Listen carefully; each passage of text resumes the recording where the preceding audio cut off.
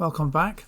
Well, after showing the spectrum analyzer in LabVIEW, I just thought it might be a nice exercise for ChatGPT AI, in particular ChatGPT O1 preview, or with a O not 0 that is, O1 preview, to make its own spectrum analyzer.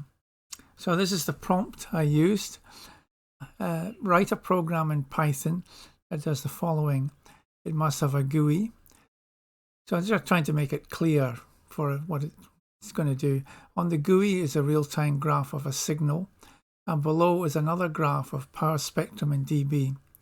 The signal will be read from a microphone or other input device as selected by a combo box on the front. The buffer length will be variable, as will the length of the FFT used. So I'm not making it too complicated, but still, I think you can imagine if you're going to write that in Python, that's not going to be, it's going to take you a while unless you really know what you're doing. You're doing it every day. So this took about a few, 10, 15 seconds and came up with a program, which is here.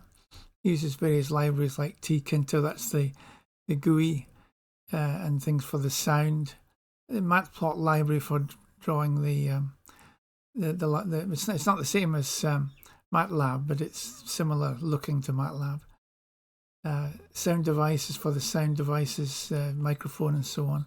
That's NumPy is for sort of arithmetic type stuff, the maths. That's about it really. And it's using queuing as well, of course, because it's got to speed things up. So when I did it, it came up with this answer very quickly. I tried it and there was no syntax errors, 0.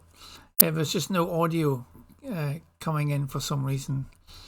I didn't bother to, there's all the FFT stuff in it. I didn't bother to look at it much myself. I just said, I also said afterwards, create a requirements file there before I get to the other problem.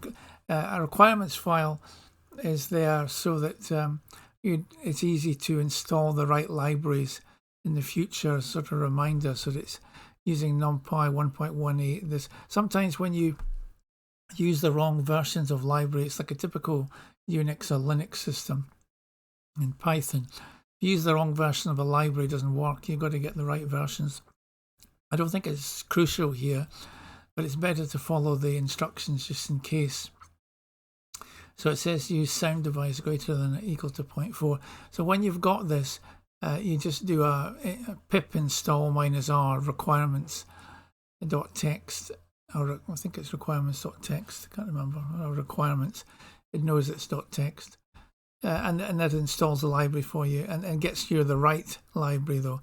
Otherwise it'll, PyCharm will install the most up-to-date libraries, which may not be what you want and can cause you problems. Pip install, yes, requirements.txt, so you need that thing to install it. But you don't have to do that. As I say, it might well work without that, but it's just quite useful to have a requirements file. So off I did put that in. As I say, it didn't come out with any audio on the graph, although it did. This spectrum looked as if it was doing something, but it wasn't. It was just sort of noise. So I'll show you my reply.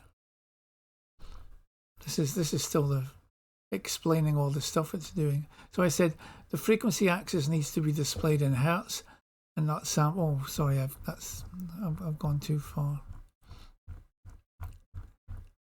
Yeah, no time domain signal appears. There's an FFT signal, but it seems like noise only. Correct input device has been selected.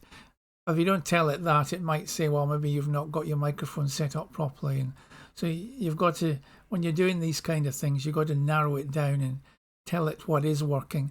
Otherwise, how is it to know, really? It's like a doctor or something, if you don't tell it everything, it can't diagnose properly. I'm sorry to hear that you're experiencing issues with the program, so on and so forth. Let's troubleshoot the problem. It just seems to have got it right anyway. I don't know what it did, but without any more than that paragraph, these are the things it did. So I don't know whether it was reading the data but not plotting it, or whether it wasn't actually getting the data in the first place. But whatever the AI did, it fixed it immediately, and it worked. And then the next thing I'll show you in a minute. The next thing I said is the frequency axis needs to be displayed in hertz and not samples. Display the sampling frequency on the front panel as well. That's another thing I did, which it did straight away. It was easy. And then what I did got it to do was to make it so that the sampling rate could be changed from the front panel. Can you make the sampling frequency selective from the front panel? Did that immediately. I'll just show you now working.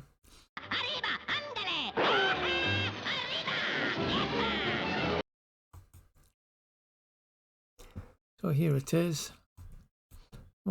Bears more than a passing resemblance to the LabVIEW one, I suppose. So here with the combo box that I specified, let's select the microphone. We can obviously read from the computer itself if we want. I'm going to read from that. It struggles if you have a high sampling rate because Python's interpretive anyway. So I'm going to make the sampling rate 22050, and that's the initial sampling rate I had in the LabVIEW one anyway. I'm going to make the buffer length just, I suppose it should be a power of 2 to the n, but okay, 2048. And I'm going to make the FFT filter length 512, make it a bit smaller so that it can handle things. This is something I added later, which was an averaging thing. I asked it to put in an average so you can average the spectrum. And off we go, and that's it working in Python. So I'll just calibrate it. This program I'm using on this app on my phone pops adverts up every time I do anything, so you have to bear with me. So I've got it set now for, let's set it for 1.5. Oh, it's not going to do that. Set it down. I'm just going to go down a little bit. 3, 2, 1. Right, that's set for 1 kilohertz exactly. So let's put that in and see what it does.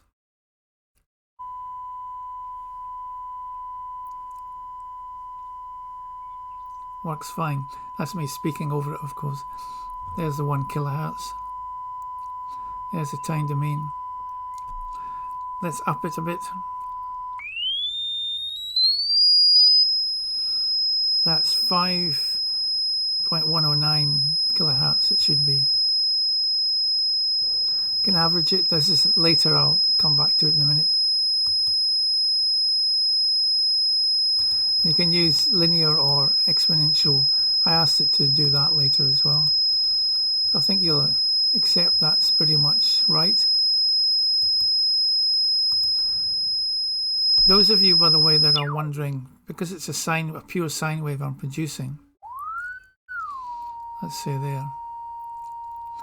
Why is the amplitude varying?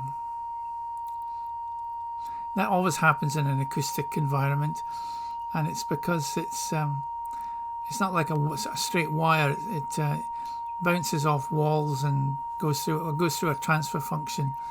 If I don't hold it steady, that transfer function will change as well. But that's one reason why, you know, if you had a disturbance of 1 kilohertz or whatever frequency, you can't subtract it off easily because the amplitude in a real environment varies, and as does the phase as well. You can't see the phase varying, but it does. Well, maybe you can, in the sense it does look a bit like that. So every time I change anything here, it puts an add up. But I'm going to, let's do the swept frequency from, well, here we go, 300 to 3 kilohertz.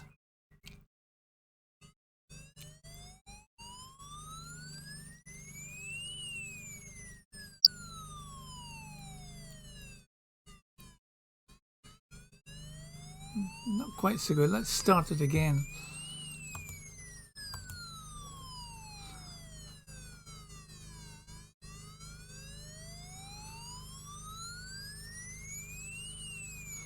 it is doing something. It seems to be a lot of harmonics for some reason. I'm not sure where that's coming from. Another interesting thing you can do on this app is you can produce this old-fashioned, not old-fashioned so much, the dual tone frequency thing that you use on phones, or used to use on phones. I'm not sure if it's still used. When you dial a number, it produces two frequencies, and you can see this on the spectrum analyzer. If I can just get out of this ad here, I'll show it to you. Right, so let's press the number 2. You can see the two frequencies down at the bottom. Let's press 9.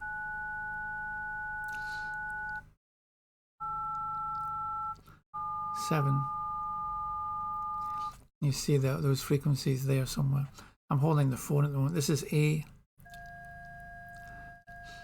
So when I press, let's say 6, it's producing 1.477 Hertz and 770 Hertz.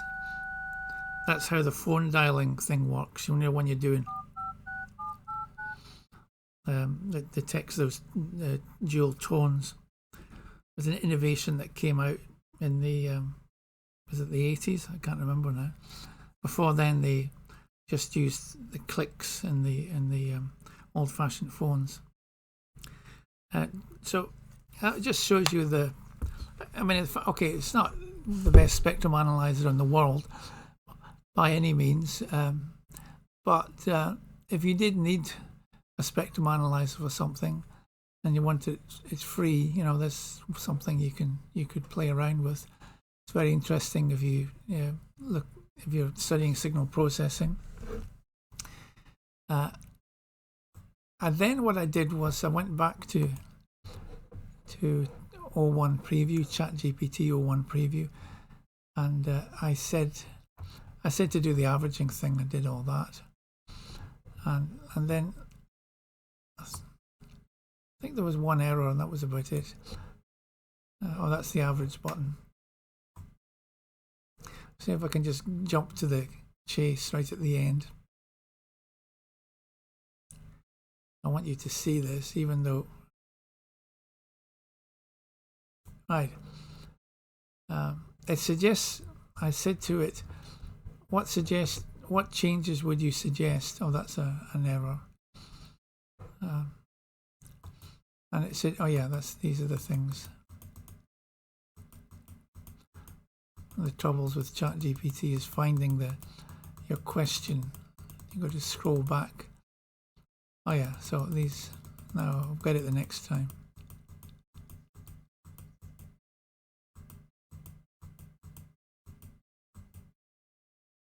I said, any further changes recommended. Now this is an opportunity for it to show us what the stuff was made, you know, what it's made of. What would it do? And it said, yeah, okay, here's what we can do. But I forgot to add windowing functions. It's just got a rectangular window at the moment. So it puts, so you can select a Hanning or a Hamming or a Blackman. So that's the first thing it suggested. That's not too difficult to do. Then it said I didn't really want this anyway, but it said implement signal recording and playback, so you can record the signal if you wanted to. Enhance the GUI layout and appearance. Put some multi-threading in it, which that speeds it up. Display the time axis in seconds. Yeah, that's, of course, makes sense. Adjustable averaging parameters for the spectrum. Improve the error handling. Save and load settings. Okay. And then it said implement a spectrogram. Again, I didn't want that, but I just thought, well, yeah, go ahead, implement these changes, and off it went and did it. And I'll just show you the problem. I didn't have to correct it at all. It just did it first time. I called it Spectrum Analyzer 2. And here it is. So this is its own idea of what it should look like. I'm going to reduce this sampling rate because it's too high. FFT length 512. I'll just leave the buffer length at that. Handing window, read in from the microphone. And there it is. It's got a spectrogram now in real time. Of course, it has significantly slowed down. It's showing the peak values as well. As you see those red X's in the showing the peak values in the FFT spectrum. Again, that was its idea. And here's the. I haven't really tried these, but I don't really want them to work because I don't think there's much point. But you can record the data if you want to and play it back and save the spectrum and all these things. So if they didn't work, you could go back and get it to change it if you really wanted that level of sophistication. Let's just do a quick test on this with sine wave. Again, it's come up with an advert. So my app here, right? So this is 934 hertz. See if I can get. A bit difficult to get bang on. Oh, so 1.049 hertz, 1.049 kilohertz. Let's go.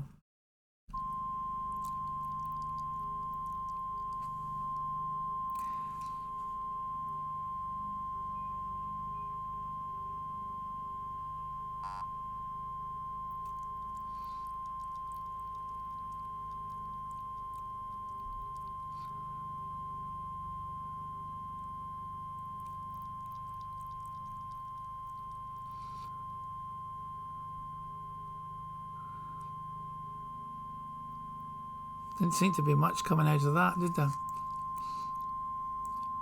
I thought it was going to work, but extremely slowly. Let's stop it. Start it again, and maybe I was going to make that maybe make that buffer a bit bigger, like I did before.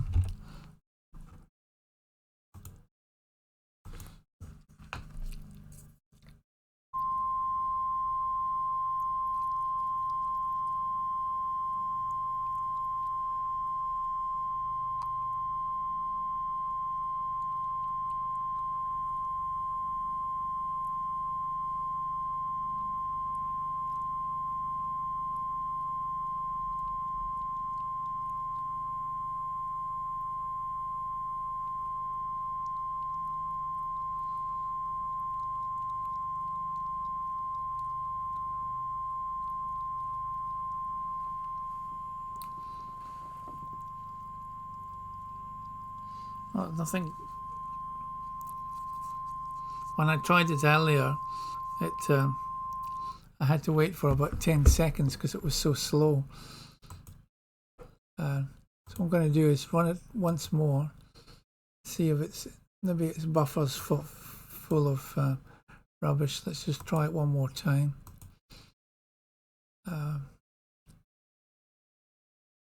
Let's just leave the spectrum analyzer that. Put the microphone on, start it up.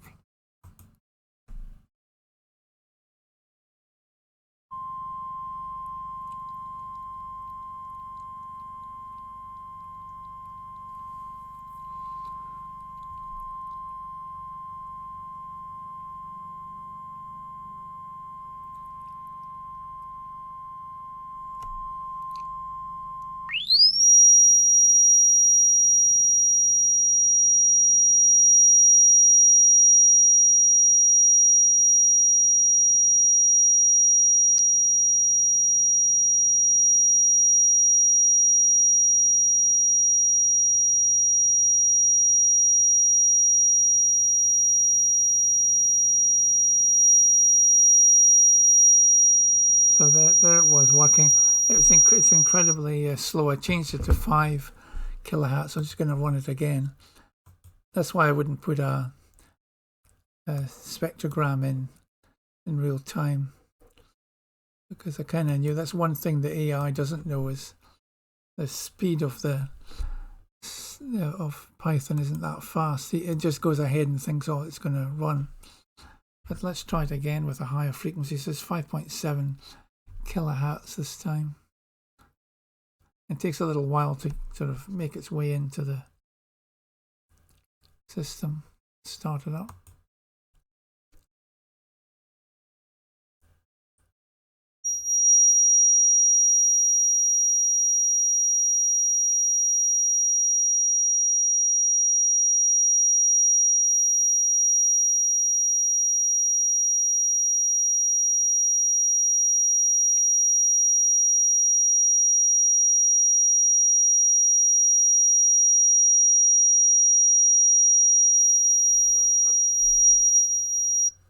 You can see the 5.6 or whatever here, and the stop it, and the spectrogram image of the, it's just a single line versus so this is frequency this way, this is time this way. Sorry, that's beg your pardon, I think I've got to get it right. The intensity, the colors is the amplitude, frequency is in this direction, and time is in that direction. I don't normally use spectrograms, to be honest, but they are useful, I believe, for certain things. Now, I think if you were using spectrograms, you'd probably want to do that with a recording rather than try to do it in real time, because the spectrogram's doing tons of FFTs. There's a huge overhead versus this, and you see how it's still got that in the buffer. It's not, for some reason, it's not reading my speech. It's just stuck in there for some reason. But anyway, so that's what the AI came up with when I just left it and said, on you go and do it. It's quite a nice layout. I mean, yeah, I'm not suggesting you would let the AI do its own thing, but it's better if you describe exactly what you want. But I still would say to all the naysayers that programming using AI is absolutely fantastic. It's not a rubbish thing. It really has a lot of power, saving you an awful lot of time and effort. Here's the code here, which was 515 lines of code it produced to do that. Of course, that wasn't the one I specified. The one that works quite well is what's it? It's 243, is about half the size of the other one. It just went bananas when I asked it to do its own thing. But it was interesting, nevertheless, to see what it could come up with. I thought, if you just leave it and say, yeah, go ahead and do these things. So sometimes when it says, I suggest this, and this, just be a little bit careful, because also if it's changing many things at the same time, it's more liable to make a mistake. So it's best, like in normal programming, if you get it to change something, don't say, do these 10 things and then come back to me. Yeah, that might be possible, in a year's time or whatever, but at the moment it's probably safer to just get it to change one thing and then go back again and change it. So however long you think that's going to take just to cut and paste, you might think, oh, why should I have to go to all that trouble? Well, it's going to take you even longer if you're going to program it yourself manually, isn't it? If you look at the sort of stuff you have to do. So there it is, the power of AI producing a spectrum analyzer. Here it is again. Here's my spectrum analyzer produced by AI. Just going to put it back on again. It's a small FFT length, so as it runs with reasonable speed. And we're off. There it is. You can average the spectrum, of course, like before. You can't see too much of the time domain signal there because I haven't got a long buffer. I can put a long buffer in, but it's going to slow everything down. Let's make it 2,000. I don't know, 5,000.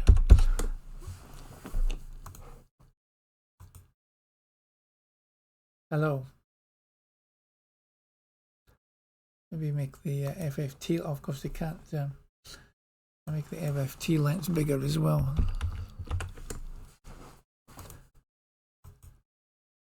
There we go. That's a bit more like seeing a speech signal now. You can see how it's slowed down. It might just handle 10,000. I know it should probably be to the nearest power of n, but I'm not worried at the moment. There we go. So there's it reading my speech signal. I mean, it's not that bad, really. You kind of expect something like that. That's me averaging it. And you can select exponential smoothing. You wouldn't do this to a speech signal because it's non-stationary. But nevertheless, that's it. Thank you very much.